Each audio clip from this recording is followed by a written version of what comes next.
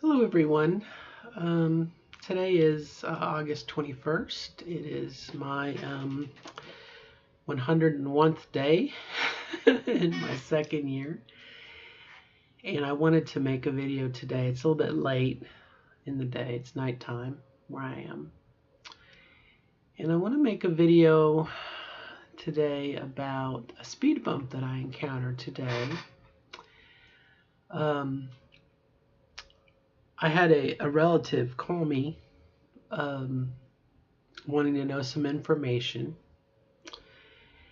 And I kind of decided that it was time for me to put my foot down a little bit and begin to be a little more adamant that, I didn't say please stop using my dead name, but I said I would greatly appreciate it if you would refer me as Robin. I have a full-time trans woman and been that way for a while, almost a year. Since I had my driver's license changed and everything else. It's been well over a year that I've been living this way. But anyway, and it was an emotional wound because I felt like saying to this person who's an adult,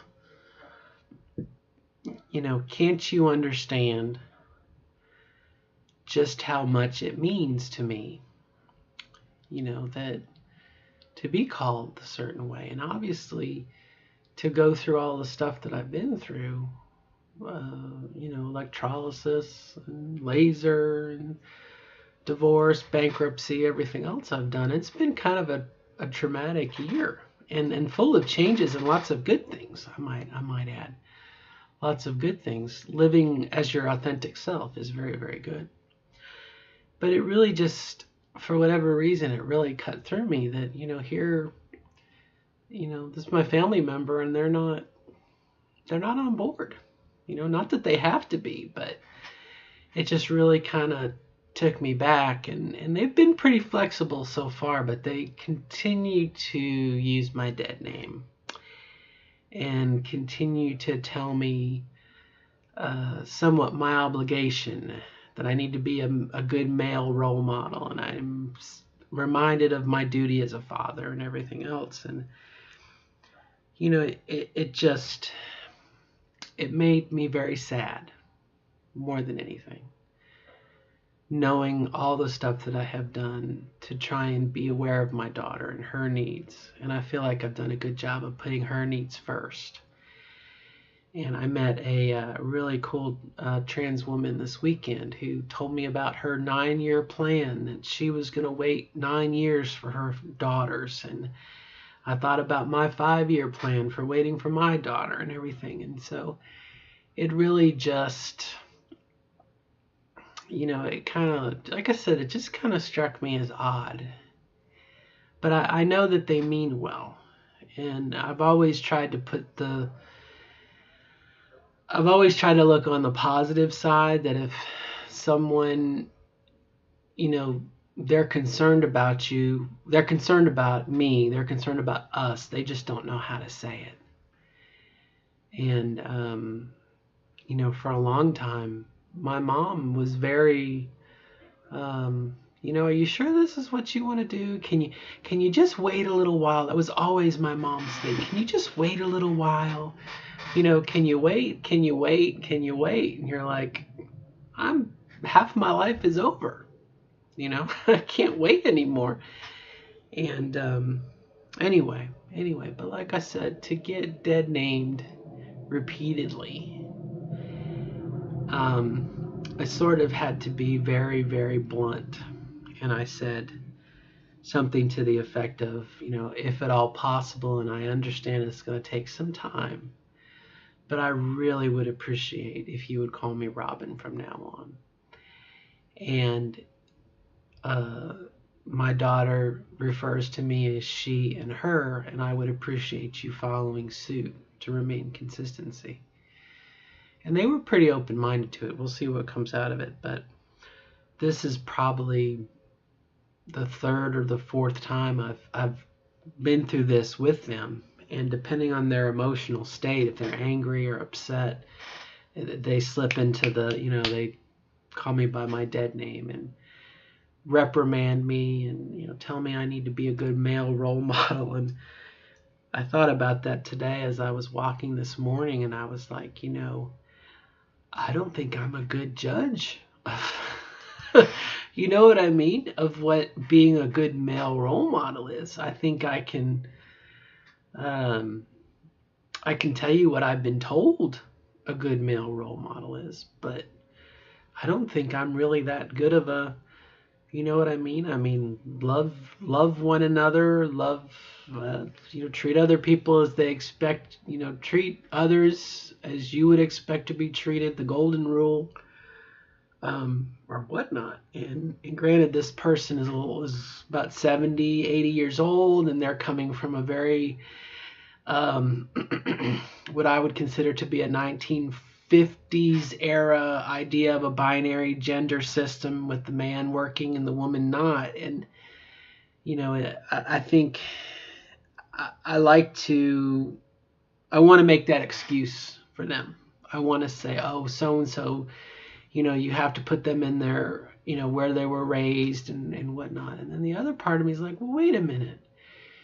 The sexual revolution is 40, 50 years old, and, I don't know. I don't know. All I can do is ask, and that's what I always come back to. All I can do is ask, please, please call me Robin. That's all I can do. But it's interesting, somewhat. And I had a thought, and I'm afraid it might have escaped me. I'm kind of sad in a way. I think, and maybe the future will change. This is a good opportunity to get to know me. Um, but I don't know. I don't know. All we can do is just go with the flow, I guess. But it still cuts. It still hurts. It still hurts. And I don't know if really I have anything else to say. It's it's kind of like a repeating motif in my life. Sometimes I think in a trans, there's some people who they don't care. They'll call you Dr. Feelgood. They don't really. And then there's some people who do have a hard time. And last week, now that I think about it, there were a couple times at my job where, someone had written in an email and they, they misgendered me. And there was one that was like, I don't know if he was dictating it on his phone or what, but, it was the gender went back and forth 2 or 3 times, and I guess I was a stickler for it, because it's me you're talking about. And, if there's a conference call and you're talking to someone and you wouldn't, a cis girl, you wouldn't say he or she, you know what I mean? You don't make that escape. So it's like, I want to make the allowance for it, but at the same time, you're like, look, but my work has been totally cool. I'm not, this is about family, I'm very saddened. And I have another family member too who, basically disowned me, and I was kind of told that I was an inconvenience to them.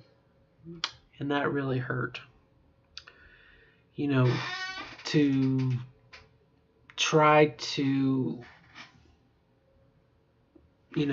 come and open yourself, and you're trying to be open and full disclosure, and for someone to just, oh, you're an inconvenience to me. My friends are talking about you and I don't, it's one of those things. And then I had another family member who just flat out, told me that my grandma was turning over in her grave, and how dare I, and well, I was causing shame to the family name and everything, and it just frustrated me because it was like,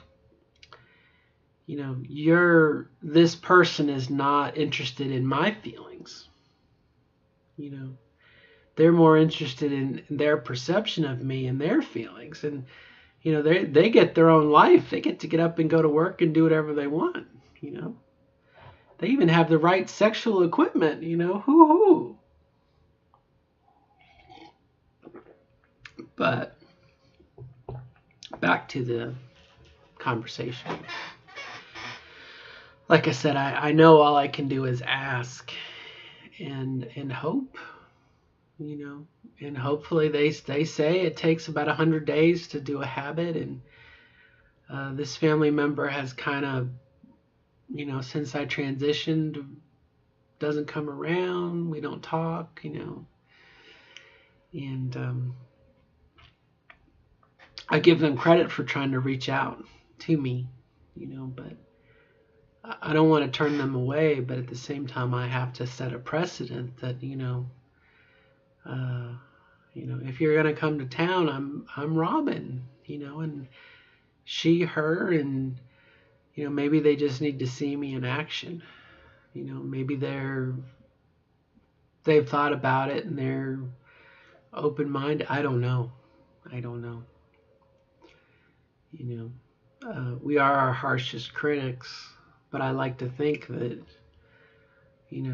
makeup aside, I mean, you look at me now and I'm a different person, physically, but also just mentally and personality wise. And again,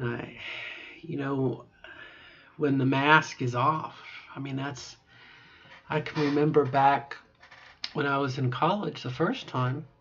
I went to Georgia Tech, and I remember I had just come to terms with who and what I was, and I had shaved my legs and shaved my arms, and I had started to, kind of come to terms with who I was, and I told the psychologist, who I was and what I wanted to do and everything, and I so wanted to tell my folks.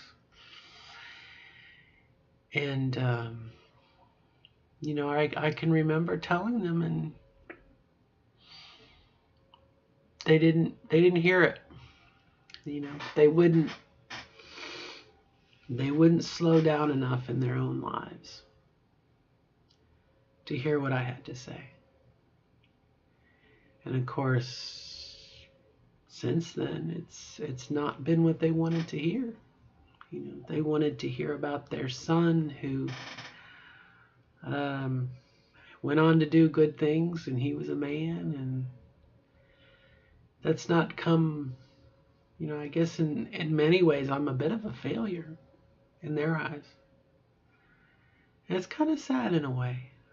You can look at it two different ways. You can say he's a failure, or you can say she's found herself. You don't know. Food for thought.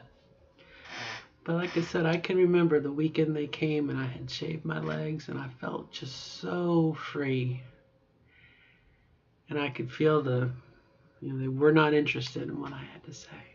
And they still aren't, I guess. As recently as this morning. It just kind of hurt. And, this continues on. This, I had the opportunity to kind of write a Facebook post the other day. Someone had something about transitioning, and I wrote that, I forget that I'm still transitioning. I forget that I'm still I hope I'm still changing. Girls, grow. But you know what I mean? This process is ongoing. It doesn't, Anyway, I've said what I needed to say, I think. I think I still need to piece this together, but it's important to log it. It's important to talk about it, I think. When we don't get things out of our head and examine them, I think there's a bit of a disconnect. I think we do ourselves a disservice.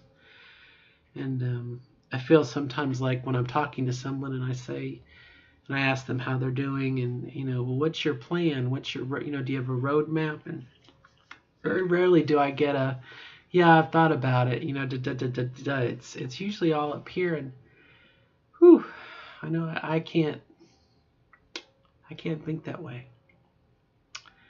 But that's neither here nor there. I feel like I'm drifting, so I'm gonna end the video. But um, it hurt, and maybe I'm still dealing with that. As I imagine, they probably are maybe dealing with the death of their son, who they're still carrying a torch for. You know, it's interesting. I mean, I'm sorry, I thought I was going to end the video, but how do we view our old selves? I've heard that some people view their past, their male self, somewhat as a loss, as a brother or a cousin that died. They have fond memories. Some of them don't. Depending on how your childhood went. But it's an interesting concept. Do we integrate? Do we assimilate? Or is it different? Interesting. All right, my friends, I'm going to end on this note. Good luck, and we'll see you next time.